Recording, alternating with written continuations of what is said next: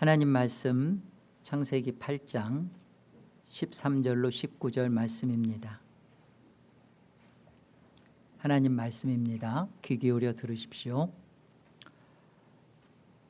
601년 첫째 달 곧 그 달 초 하룻날에 땅 위에서 물이 거친지라 노아가 방주 뚜껑을 제치고 본즉 지면에서 물이 거쳤더니 둘째 달 21의 날에 땅이 말랐더라. 하나님이 노아에게 말씀하여 이르시되 너는 내 아내와 내 아들들과 내 며느리들과 함께 방주에서 나오고 너와 함께한 모든 혈육 있는 생물 곧 새와 가축과 땅에 기는 모든 것을 다 이끌어내라. 이것들이 땅에서 생육하고 땅에서 번성하리라 하시매 노아가 그 아들들과 그의 아내와 그 며느리들과 함께 나왔고 땅 위의 동물 곧 모든 짐승과 모든 기는 것과 모든 새도 그 종류대로 방주에서 나왔더라. 방주에서 나왔더라 이렇게 말씀을 맺고 있습니다. 120년간을 방주 짓는 생활을 했고요. 그리고 방주에 들어가서 무려 1년하고도 12일이 지나는 377일을 방주에서 머물렀습니다. 하나님께서 이제 나오라 그러시죠. 이 방주에서 나오는 것이 무엇과 먼저 연결하여 하나님이 설명하고 계신지를 먼저 살펴보겠습니다. 한번 13절을 다시 한번 보세요. 601년, 그러니까 600세 때 노아가 방주에 들어갔는데 이제 601년이 된 거죠. 601세가 돼서 그 첫째 달 초하룻날에 땅 위에서 물이 거칩니다. 방주 뚜껑을 제치는데 이 방주 뚜껑이라는 게 언약궤 뚜껑과 똑같은 단어예요. 방주 뚜껑을 제치고 보니까 지면에서 물이 거쳤습니다. 그리고 또 기다려서 둘째 달 21의 날에 땅이 말랐습니다. 여기요, 물이 거치다, 말랐다 할 때 이 거치다라는 단어가 굉장히 중요해요. 히브리 단어로 하라분데요. 이 단어가 구속과 연결하여서 사용되어집니다. 한번 살펴보죠. 이사야서 50장을 보세요. 이사야서 50장 1절입니다. 나 여호와가 이같이 말하노라.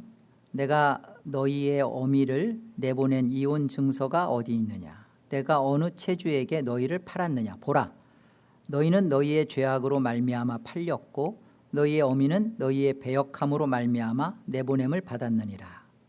이스라엘을 지금 지칭하여 하는 말입니다. 내가 왔어도 사람이 없었으며 내가 불러도 대답하는 자가 없었으면 어찌 됨이냐. 내 손이 어찌 짧아 구속하지 못하겠느냐. 내가 어찌 건질 능력이 없겠느냐. 보라, 내가 꾸짖어 바다를 마르게 하며 강들을 사막이 되게 하며 물이 없어졌으므로 그 물고기들이 악취를 내며 갈아여 죽으리라.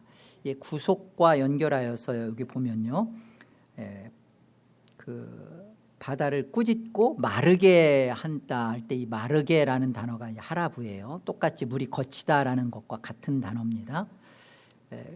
51장 10절에도 보면요, 바다를 넓고 깊은 물을 말리시고, 이게 하라부예요. 바다 깊은 곳에 길을 내어 구속받은 자들을 건너게 하시니가 어찌 주가 아니시니까. 그러니까 이 바닷물을 말리는 것, 이것이 구속과 연결하여서 계속 설명하고 있잖아요. 그러니까 오늘 방주 뚜껑을 제끼고 보니까 물이 거치죠. 땅이 마르죠. 이게 구속과 연결되어서 지금 이 사건을 하나님이 설명하고 계시다라는 것을 우리가 이제 보아야 합니다. 뿐만 아니라 이 방주에서 나오는 이 사건이 출애굽 사건을 재현하는 것으로 설명해요. 성경은 시편 106편입니다. 9절이요. 이에 홍해를 꾸짖으시니 곧 마르니, 이 마르니 이것도 하라부예요. 그들을 인도하여 바다 건너가기를 마치 광야를 지나감 같게 하사. 홍해를 꾸짖고 마르고 그들을 인도하여 바다를 건넌다. 이게 이제 출애굽 사건이잖아요. 그런데 오늘 방주 뚜껑이 제끼면서 물이 거치고 땅이 마르는 것이 바로 이 출애굽 사건을 그대로 재현시키고 연상시키는 것을 지금 하나님은 설명하고 계시는 거예요. 출애굽기 14장을 보면 좀 더 뚜렷해지죠. 21절입니다. 모세가 바다 위로 손을 내밀매 여호와께서 큰 동풍이 밤새도록 바닷물을 물러가게 하시니 물이 갈라져 바다가 마른 땅이, 하라부입니다. 마른 땅이 된지라. 이스라엘 자손이 바다 가운데를 육지로 걸어가고 물은 그들의 좌우에 벽이 되니. 여러분, 지금 이 창세기, 오늘 노아 홍수를 통과하고 방주에서 나오는 이 사건을 처음으로 듣고 읽는 독자는, 1차 독자는요, 가나안 땅을 눈앞에 두고 있는 이스라엘이에요. 그들은 오늘 이 사건, 방주에서 나왔더라, 이 사건을, 이 말씀을 들으면서 이들이 먼저 경험하고 확실하게 연상되는 건 뭐냐면, 자신들이 애굽에서 있다가 홍해를 건너서 광야를 지나서 지금 나와 있는 이 시점입니다. 그래서 방주를 나왔더라라는 것은 이들한테 경험으로 너무나 분명하고, 이 나왔더라는 메시지가 대체 무엇을 지금 출애굽을 연상시키면서 무엇을 설명하고 있는지를 이들이 먼저 듣고 있는 거예요. 그런 상황 속에서 하나님이 주시는 겁니다. 무엇을 설명하고 계신지를 한번 오늘 본문을 다시 보세요. 15절을 보시면 그 가나안 땅을 목전에 둔 이스라엘에게 1차적으로 하시는 말씀이에요. 15절. 하나님이 노아에게 말씀하여 이르시되 너는 내 아내와 내 아들들과 내 며느리들과 함께 방주에서 나오고 너와 함께한 모든 혈육 있는 생물 곧 새와 가축과 땅에 기는 모든 것을 다 이끌어내라. 이끌어내라, 이것도 똑같은 단어입니다. 이끌어내라, 나오라는 말이에요. 이것들이 땅에서 생육하고 땅에서 번성하리라 하시매 노아가 그 아들들과 그의 아내와 그 며느리들과 함께 나왔고 땅 위의 동물 곧 모든 짐승과 모든 기는 것과 모든 새도 그 종류대로 방주에서 나왔더라. 나와라. 그리고 나옵니다. 나와서 하나님이 그들에게 주시는 말씀이 무엇이냐면 17절에서 보면요, 생육하고 번성하라 땅에서. 여러분, 이게 굉장히 익숙한 말씀이죠. 하나님이 앞서 이런 말씀을 주셨던 걸로 우리가 알고 있는데 언제 이런 말씀 주셨죠? 창세기 1장 28절에, 그죠? 창세기 1장입니다. 이 말은 아담이 범죄하기 전, 타락하기 전 그 주었던 그 하나님이 주신 명령이고 사명이에요. 그죠? 그 사명을 지금 언제 주는 거예요? 방주에서 나오고 그리고 나온 너희들에게 이렇게 해라. 하나님이 지금 이 말씀을 하시는 거예요. 방주에서 나와라, 이끌어내라. 그리고서 나온 너희들은 지금 어떤 삶을 살아야 되느냐? 너희가 홍수 심판을 통과해서 구원받은 너희는 어떤 삶을 살아야 되느냐? 이스라엘아, 너희는 출애굽을 경험하고 이제 가나안 땅을 눈앞에 둔 너희다. 너희가 이제 그 방주에서 나온 그 노아에게 주었던 명령처럼 너희가 가나안 땅에 들어가면 이렇게 살아야 된다는 거예요. 생육하고 번성하는 이 삶을 살아야 된다는 것을 말씀하시는 겁니다. 창세기 1장 28절을 보세요. 우리 같이 한번 합독해 봅시다. 함께요. 하나님이 그들에게 복을 주시며 하나님이 그들에게 이르시되 생육하고 번성하여 땅에 충만하라. 땅을 정복하라. 바다의 물고기와 하늘의 새와 땅에 움직이는 모든 생물을 다스리라 하시리라. 나 구원 받았네. 다 됐네.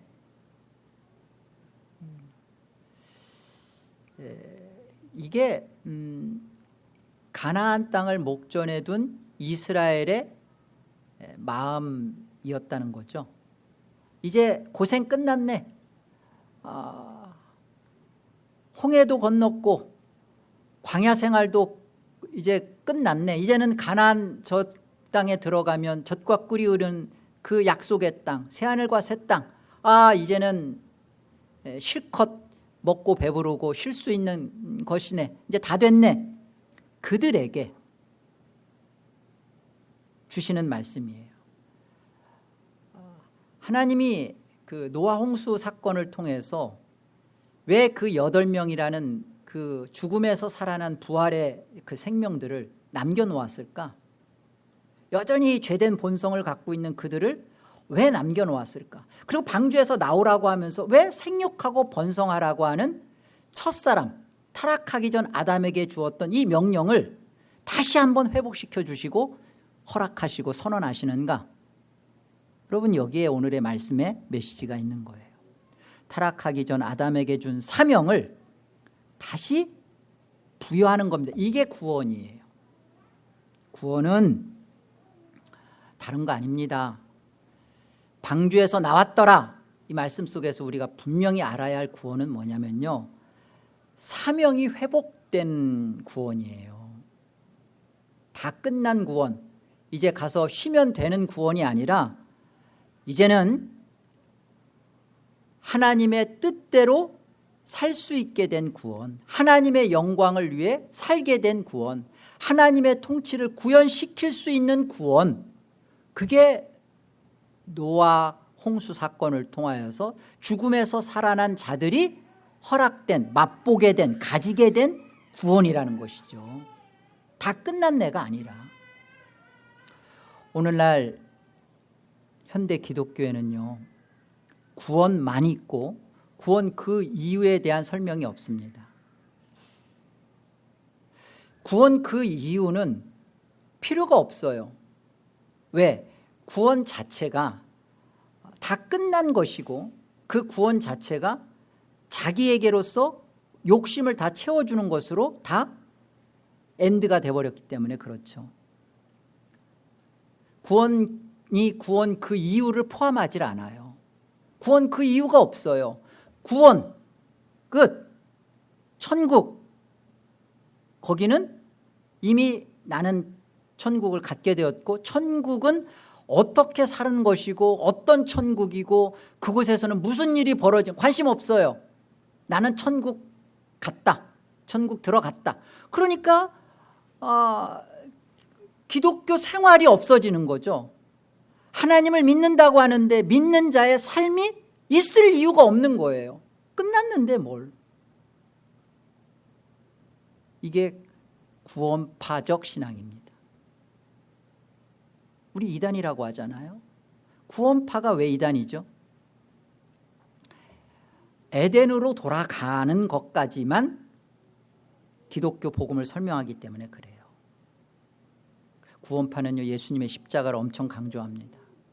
예수님의 피로 구원받았음을 강조해요. 얼마나 강조하냐면 우리는 이제 더 이상 죄인이라고 하면 안 된다는 거예요. 예수님의 피가 과거, 현재, 미래의 죄까지 다 깨끗하게 해결했기 때문에 더 이상 우리는 죄의식과 죄책에 사로잡혀서 죄 가운데서 죄인이라는 말을 쓰면 안 된다. 그래서 회개도 한 번 했으니까 안 해도 된다고 가르쳐요. 이게 뭐가 문제죠? 여러분, 이런 신앙이 여러분한테 훅 하고 들어오고 맞다 그렇다라고 들어오는 이유가 뭐죠? 구원은 에덴으로 가는 게 구원이 아니라 에덴의 사명이 회복되는 게 구원이에요. 에덴으로 가서 어쩌자고요. 하나님은 에덴을 끝으로 두지 않아요. 에덴 동산은 끝이 아니라 시작이라고요. 우리의 구원이 에덴인데 그것은 끝이 아니에요. 시작이란 말이에요. 시작으로 주어진 게 구원이에요. 우리는 왜 시작이죠? 우리는요, 하나님과 올바른 아버지와 자녀의 관계로 우리는 그렇게 살도록 하나님이 우리를 지으셨고 그렇게 살기를 하나님은 소원하셨어요. 그런데 우리는 죄로 인하여서 이 관계가 깨져버렸죠. 하나님을 이제 위해서 살고 싶어도, 하나님을 사랑하며 하나님께 목적을 두고 살려고 해도 이미 그렇게 살 수 없게 돼버린 게 우리가 되고 말았어요. 이런 우리를 위하여 예수 그리스도의 십자가의 죽으심과 부활을 허락하시고 그 사실을 믿게 함으로 우리 안에 뭐가 자꾸 회복되죠? 십자가와 부활을 통하여 하나님과의 정상적이고 올바른 하나님과의 바른 관계가 회복되어 가는 거예요.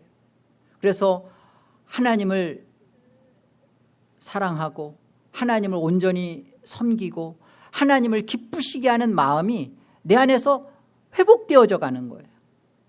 그러니까 하나님과의 정상적인 바른 관계를 살 수 있도록 되어진 게 구원이에요. 그래서 그 구원은 시작된 거예요. 그래서 진행 중인 거예요. 그래서 계속 가는 겁니다. 근데 이게 아니에요. 하나님과의 바른 관계로서의 회복이 아니에요. 그냥 자기가 현실에서, 환경에서, 그리고 원하는 장소에서 살고 싶은 것을 얻게 됐다, 획득한 것으로 끝나버린 거예요. 그러니까 구원 그 다음은 없는 거죠. 아니, 구원이라는 것을 인식하기 전, 구원 받기 전의 생활과 삶보다도 더 개차반처럼 살아도 씩씩한 거예요. 아주 떳떳한 거예요. 그러니까 세상 사람들이 기독교를 개독교라고 그러잖아요. 그런 소리를 들어가면서도, 그들의 손가락질을 받으면서도 천국은 분명하다고 말하는 게, 이게 문제지 않아요? 신자인데도 신자답게 살지 못하는 이유가 뭐라고 생각하세요? 여러분 다 오늘 이곳에서 예배하는 저와 여러분은 다 신자라고 생각하고 있습니다. 그런데 우리가 신자답게 사느냐라고 물어보면 고개가 갸우뚱거리고, 꼭 그렇게 살 수 있는 사람이 몇이나 돼? 목사 니는 그렇게 살아? 라고 반문하고 싶잖아요. 여러분 기억하세요. 우리는 항암 치료 중이라고 생각하셔야 돼요. 우린 다 암 환자였습니다. 말기 선고를 받은, 이미 죽음이 선고되고 죄로 인하여 그 결과가 사망이 되어버렸던, 우리는 이미 사망 선고가 내려졌던 자들이에요. 그런데 참 MRI를 통해서, 하나님의 말씀을 통하여, 율법을 통하여 우리의 죄가 인식되어지고, 또 좋은 수술과 또 약을 통하여서 우리가 암이 이제 항암 치료를 받고 있는 그런 상태가 되었습니다. 그래서 조금씩 호전되고 이제 비정상적인 세포가 죽어가면서 정상적인 활동과 생활을 좀씩 하기 시작했어요. 자, 그러면 이제 어떻게 살아야 되는 거예요? 조금 숨이 좀 편해지고 살만해지고, 그러니까 예전에 살았던 식습관대로 맵고 짜게 먹고 불규칙적으로 생활하고 운동도 안 하고, 여러분 그러면서 그렇게 사는 삶은 그건 그냥 죽겠다고 하는 거잖아요. 내가 지금 항암 치료 중에 있구나, 조심해야 되는구나, 늘 긴장하고 살아야 되는구나, 늘 다시 재발할 수 있겠다라는 것을 그것을 염려하면서 의사의 지시에 따라서 또 조심하면서 식습관을 고쳐가면서 애써가면서 긴장감을 가지면서 한 번 구원은 영원한 구원, 한 번 해병은 끝까지 해병이니까 그렇게 안일무사하게 그렇게 신앙하는 것은 아닙니다. 하나님의 견인, 성도의 견인은요, 인내하는 자를 하나님이 붙드시고, 그러니까 믿음의 인내 속에서 이루어지는 것이지, 내가 개차반처럼 사는데도 하나님은 나를 끝까지 천국에까지 데리고 간다, 그런 성도의 견인은 아니에요. 하나님은 우리 안에서 이렇게 살려낸 자로서, 살아난 자로서 경각심을 갖고 살아가는 태도와 자세가 있어야 되는 것이죠. 이게 신자다워지는 모습의 자라남입니다. 신자는 그래서 자기 본성과 거스려 싸우면서 내 속에 이 암덩어리가 있는 것을 치료를 받아가면서 재발하지 않으려고, 그러나 이것을 이겨내려고 싸우는 거예요. 죄와 싸우는 거예요. 이게 정상적인 회복된 자의 삶입니다. 오늘 하나님께서 방주에서 나왔더라, 이들에게 하시는 그 동일한 메시지가 있어요. 한 가지 던지는 질문이 있어요. 방주에서 나오는 자들, 그 가나안 땅을 목전에 두고 있는 이스라엘, 이들에게 주는 한 가지 분명하게 묻는 하나님의 질문이 있어요. 어떤 질문인지 우리 각자에게도 그 질문이 똑같이 적용됩니다.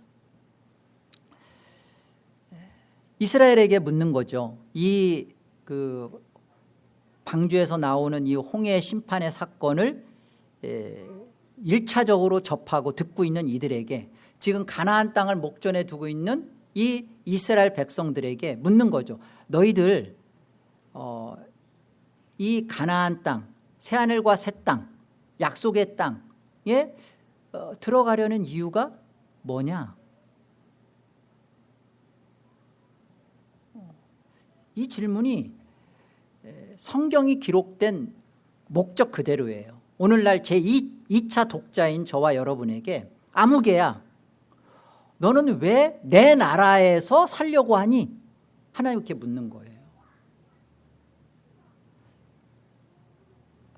출애굽을 해서 광야 생활을, 이 방주 생활을 한 이들 이걸 경험을 고스란히 갖고 있잖아요.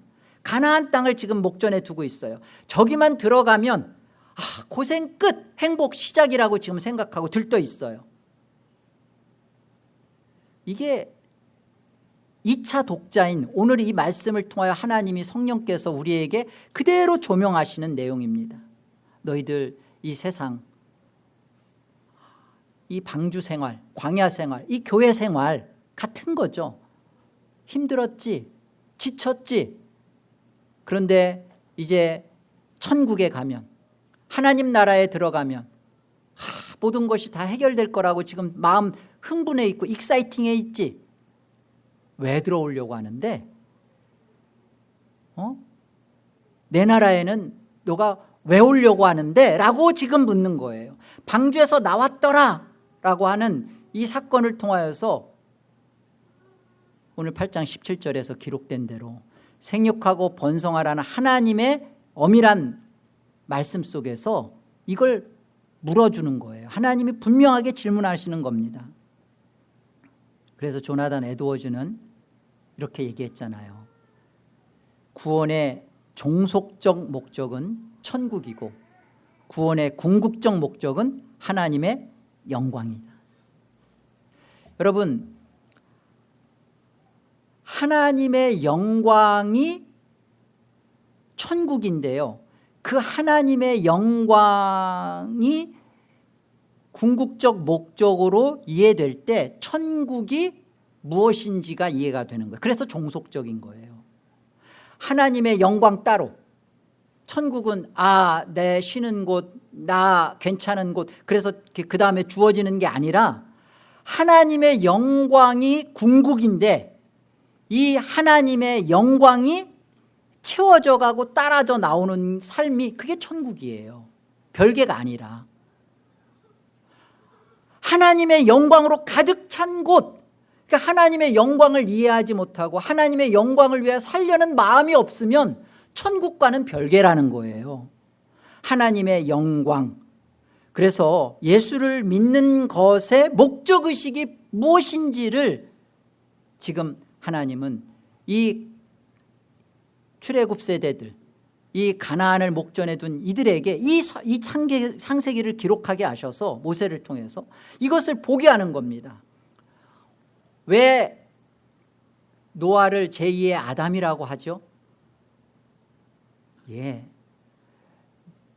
그 첫사람 그 아담에게 주었던 그 하나님의 그 에덴의 복, 에덴의 그 축복, 그것을 다시 한번 하나님께서 노아를 통하여 회복시켜 주시고 그것을 통하여 누려보고 맛보도록 하신 거잖아요. 오늘 우리가 구원받고 오늘 하루를 살고 내일을 또 산다면 이게 무슨 삶으로 살아가야 되는지를 생각해야 되는 거죠. 정말 10년 전에 아니 20년 전에 그때 예수 믿고 그냥 죽었으면 얼마나 고통 없이 이렇게 죽었을까. 그러면 그때 죽어서 가는 내가 알고 있던 천국과 지금 20년을 살아오면서 이 교회 생활, 이 방주 생활을 하면서 이곳에서 경험을 통하여서 하나님의 영광과 그 하나님의 이름을 위하여 살도록 내가 구원받은 것이구나. 이걸 배운 것과는 다른 거죠. 전혀 다른 거죠. 홍수에서 살아나온 세상, 방주에서 나온 방주 바깥으로 나온 새하늘과 새 땅, 이것은요 하나님 나라의 어떠함을 그대로 보여주는 거예요. 여러분, 하나님 나라는 하나님이 주인인 나라입니다. 하나님이 다스리는 나라고 하나님이 통치하는 나라고 하나님이 왕이신 나라가 하나님 나라예요. 그렇잖아요. 하나님의 나라니까 하나님 거예요. 우리가 그 나라에 들어가는 거예요. 그 나라에 들어가서 내가 주인 행세하려고 내가 주인 되는 나라라고 자꾸만 착각하는 거예요. 하나님은 뭐가 아쉬워서 내가 있어야만 하나님의 영광이 막 채워지고 막 내가 그렇게 소중한 존재인가요? 여러분, 이걸 구원을 통하여 배우는 거예요. 구원은 하나님과의 정상적인 관계가 회복되는 거예요. 그 정상적인 관계가 회복된 사람은 구원은 이런 거예요. 하나님이 주인 되는 것이 기쁜 거예요. 하나님이 나를 다스리는 것이 행복한 거예요. 하나님이 왕이신 것이 나를 만족시키는 거예요. 이게 구원이에요. 이것이 자꾸 경험되어지는 거예요. 그래서 구원은 끝이 아닌 거예요. 구원은 그래서 시작인 거예요. 구원은 계속 깊어지는 거예요. 구원은 계속 자라나는 거예요. 구원은 그래서 완성되어져 가는 거예요. 오늘 본문 15절을 보세요.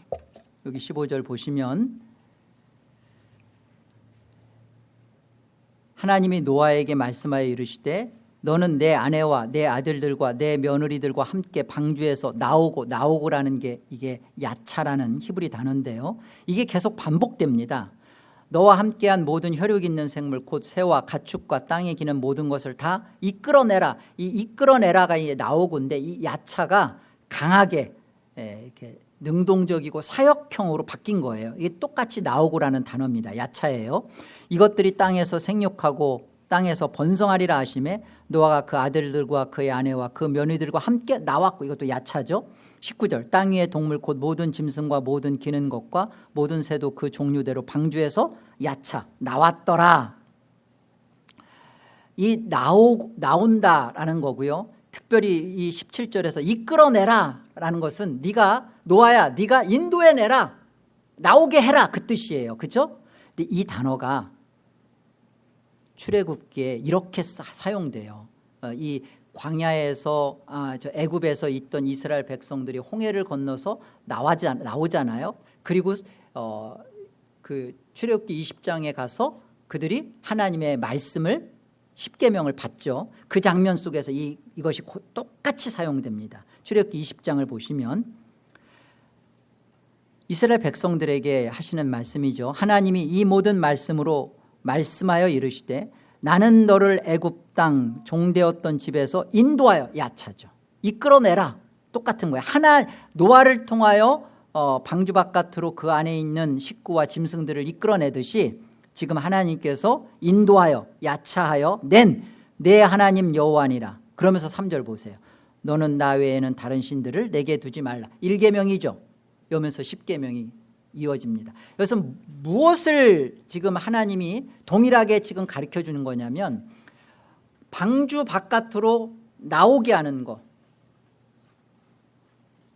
홍수 심판 속에서 그들이 구원을 경험하고 나오는 사건, 이스라엘 백성이 출애굽 하면서 홍해를 건너서 나오게 하는 사건, 그 나오게 하고 인도하여 낸 다음에 하나님이 그 다음에 무엇을 주셔요? 율법 주잖아요. 바로 율법 주시잖아요. 구원은 나온 거, 기쁘다, 끝났다. 이스라엘 백성들은요 아마 그런 마음이 많았을 거예요. 홍해 건너고 참 떠나기가 쉽지 않았을 거예요. 홍해 건너자마자 그 광야에다가 텐트 치고 횟집을 열지 않았을까? 너 봤어? 그때 그 우럭, 그 가자미, 회 떠먹고 그냥 거기서 있는 것이 최고의 그들의 구원의 기쁨이라고 생각했을 거예요. 근데 하나님은 아니잖아요. 이끌어내서 시내산에다 갖다 놓고 그리고서는 율법 주잖아요. 자, 이들이 지금 가나안 목전에 딱 있으면서 이 방주 바깥으로 나오는 이 노아의 이 사건을 보면서 하나님은 그것을 인식시켜주고 깨우쳐주고 다시 한번 알게 해주시는 거예요. 이것이 오늘날 성경을 성령의 조명 속에서 우리가 읽고 듣고 깨달아야 할 내용입니다. 나왔대. 그냥 그 377일 동안 힘들고 어려운 방주 생활하다가 그 사람들 나왔고 그래서 새롭게 인류가 시작됐네? 이게 무슨 성경이 기록한 의도예요? 오늘날 우리가 정말로 듣고 깨달아야 할 것이 무엇인지를 잘 생각하세요. 애굽과 출애굽의 차이는 어디에 있을까? 누구의 통치를 받느냐예요. 애굽은 바로의 통치입니다. 출애굽은요, 구름기둥과 불기둥으로 이끄시면서 하나님의 통치예요. 그리고서는 율법을 통하여서 너희가 구원받은 자로서 어떻게 나와 정상적인 관계를 이루어갈 수 있는지, 너희의 구원이 어떻게 더 깊어져 가는지를 가르쳐주는 거, 이게 차이예요. 그래서 내가 구원받았다고 하는데 하나님의 다스림과 통치를 받는 일에 관심이 없어. 기도할 이유를 못 찾겠어. 성경을 내가 읽어야 할 이유를 모르겠어. 내가 신앙생활을 하는 데 있어서 뭐가 아쉽지 않아. 그럼 잘못된 구원이죠. 예수를 믿고 하나님을 아버지로 모셨는데 그 아버지와 대화하며 아버지의 뜻을 알려는 데는 관심이 없어. 그런데 그 아버지 하나님의 나라에는 자기가 들어가서 영원히 산대. 이거 뭐가 좀 잘못돼도 좀 잘못돼 있잖아요. 여러분 지금 깨달으셔야 돼요. 여러분이 정말 죽음의 강 요단강 앞에서 여러분들의 영혼이 하나님 앞에서 너는 나에 대해 관심 없었잖아. 나는 너에 대해 관심이 있었어. 근데 너는 나에 대해 관심 없다가 이제 와서 내 나라에 있을 수 있겠니? 이를 갈며 통곡하며 어두운 데로 버려진다고 그러잖아요. 나는 정말 하나님의 그 나라, 하나님이 주인인 나라, 하나님이 나를 다스리는 것이 기쁜가? 이게 기쁘지 않다. 그럼 뭐가 문제인 거죠? 그러면 회개를 하는 게 성도예요. 이게 잘못됐구나. 내가 하나님의 말씀에 대해서 관심이 없구나. 내가 하나님께 기도하는 것에 대해서 죽어 있구나. 그런데도 나는 구원받았다고 생각해? 이거 뭐가 문제지? 잘못된 거지. 내가 구원파적 신앙을 하고 있구나. 이거 아니구나. 오늘 말씀 통해서 방주에서 나왔더라. 하나님이 이걸 나오고 이끌어내고. 왜 이렇게 하나님이 강조하세요? 생육하고 번성하라고 하세요. 구원은 끝이 아니라는 거예요. 구원은 시작이라는 거예요. 너는 이제 저 세상 사람들과 다르게 세상의 것으로만 배부르고 만족할 수 있는 존재가 아니라 나 하나님으로 인하여 배부르는 존재가 된 것을 시작하게 됐다는 거예요. 누릴 수 있게 됐다는 거예요. 하나님을 맛보고 뵙고 먹고 마시고 하나님과 함께 교제하는 일에 있어서 너는 이것을 인식하고 느끼고 누리고 풍성하게 될 수 있는 자가 되었. 그게 구원받았다는 거죠. 하나님과의 관계가 회복됐다는 거예요. 그럼 누려가는 거죠. 이스라엘이 들어가는 약속의 땅, 새하늘과 새 땅은 어떤 곳이어야 되는지 하나님은 가르쳐 주신 거예요. 이스라엘아, 너희가 들어가는 가나안 땅은 네 욕심 채우는 곳 아니란다. 응? 너를 위한 삶, 이제는 지긋지긋한 노예 생활, 지긋지긋한 방랑자 생활 끝나고 이제는 행복만이 기다리고 안식만이 있는 그런 것이구나라고 생각하는 거, 그거 아니야. 그거 가르쳐 주는 거예요. 방주에서 나왔더라. 그 끝이 아니죠. 사명을 회복시켜주고 사명을 인식시켜 주시죠.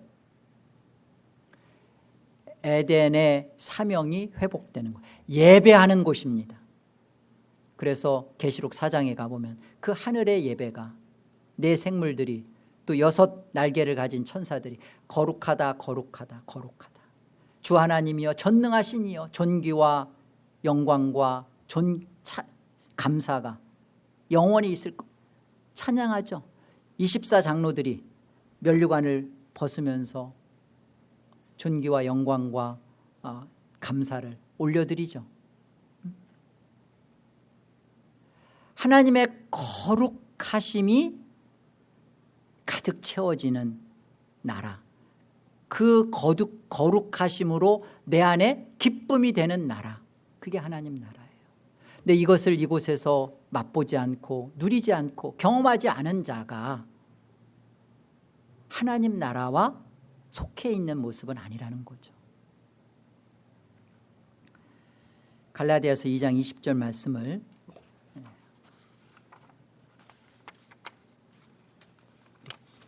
같이 한번 우리 합독하겠습니다. 잘 알고 있는 말씀이죠. 함께요.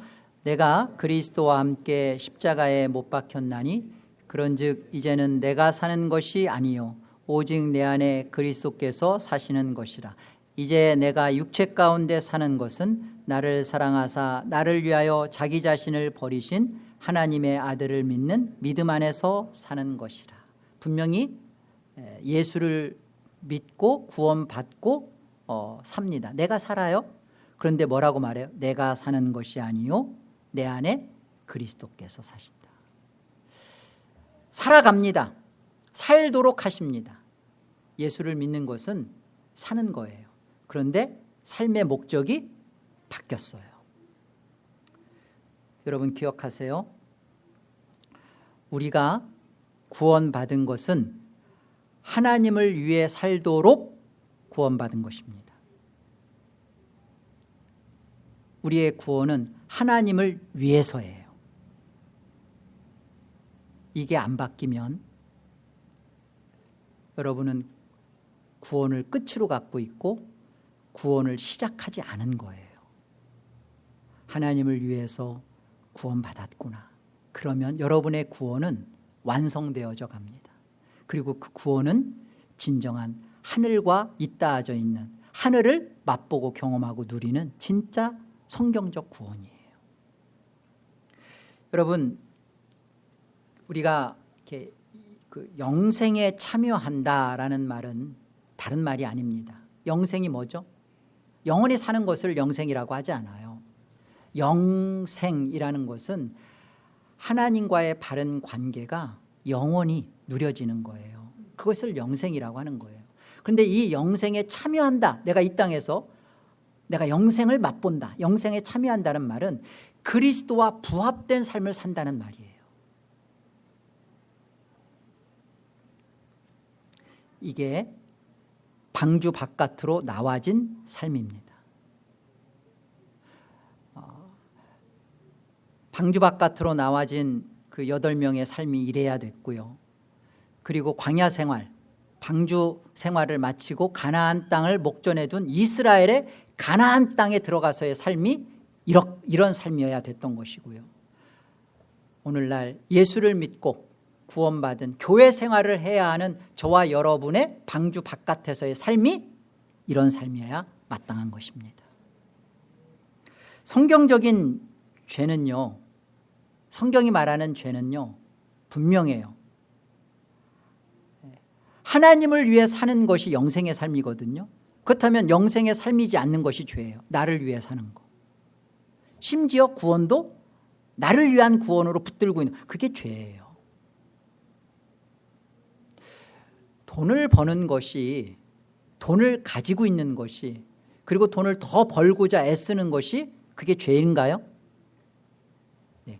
목적이 어디냐에 따라서 죄가 될 수도 있고 죄가 안 될 수도 있죠.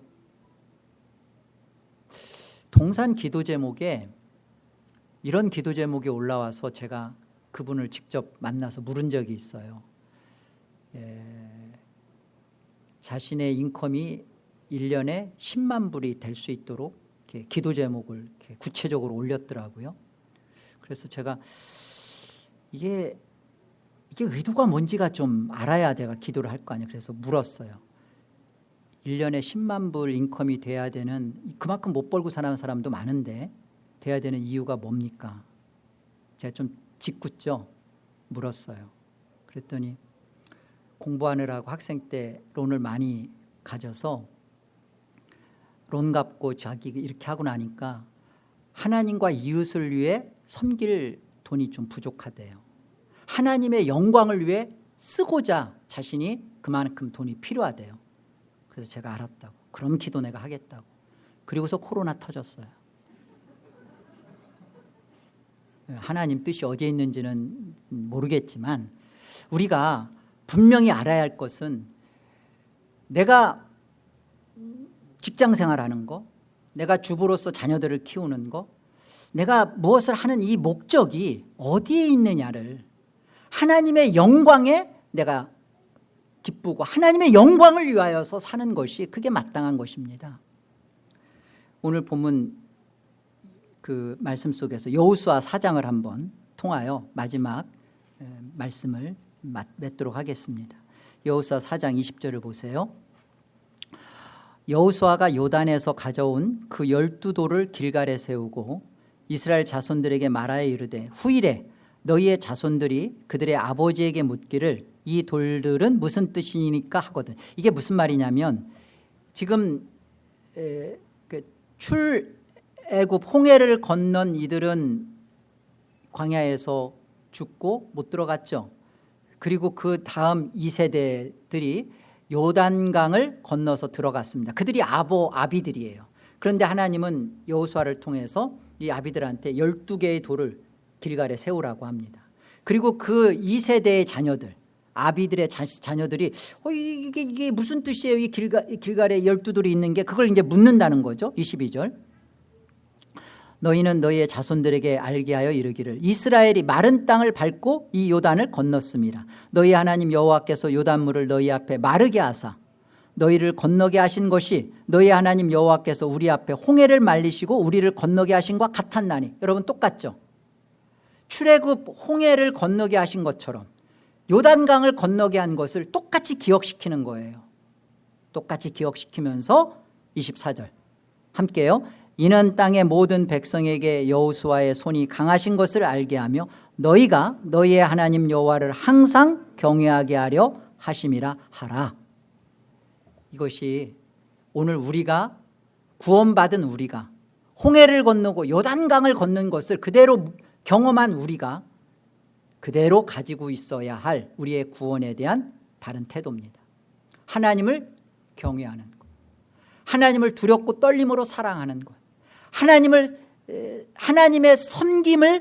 하나님을 섬기고자 그 하나님의 나라에 내가 들어가고자 하나님을 참으로 두려워하며 우리의 두렵고 떨림으로 우리의 구원을 이루어가는 것, 마음에 소원을 두고 하나님께서 나를 통하여 받으실 영광을 내가 이루어가는 것, 이게 우리가 오늘 말씀을 통하여서 들어야 할 하나님의 메시지입니다.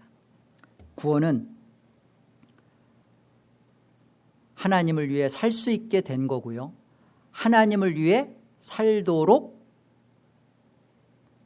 구원받은 것입니다. 이거 아닌 다른 이유로 여러분이 구원을 붙들고 있었던 것을 회개하십시오. 그리고 하나님을 위하여 살 수 있게 된 이 영광스러운 구원, 이것이 하늘의 나라와 그대로 영원히 여러분이 참여하게 되는 구원입니다. 이 구원을 가지시고 오늘 방주 바깥으로 나온 오늘의 현실의 삶을 여러분 믿음으로 승리하시는 복된 여러분 되시기를 주의 이름으로 축복합니다.